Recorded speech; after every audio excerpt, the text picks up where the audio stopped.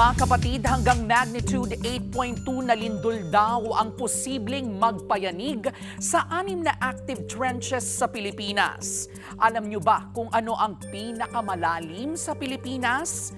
Cotabato Trench, Philippine Trench, or Manila Trench? Isa-isahin po natin.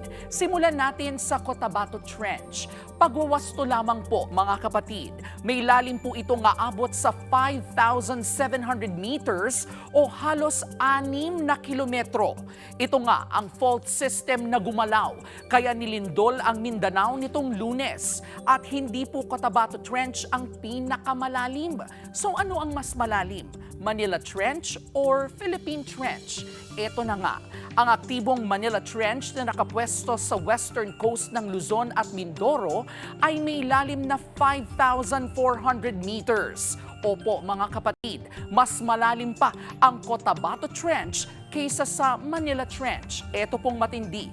Yung pinagsamang Manila at Cotabato Trench, lumamang lang ng kaunti ang lalim sa Philippine Trench.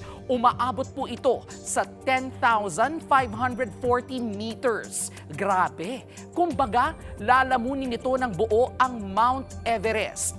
Usapang lalim pa lang po yan ha, kung usapang haba naman.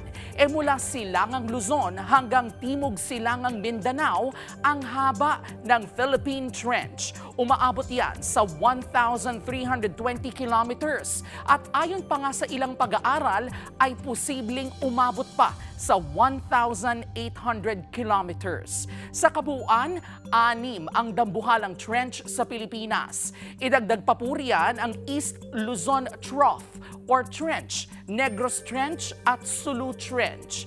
Mga kapatid, hindi po nape-predict ang lindol.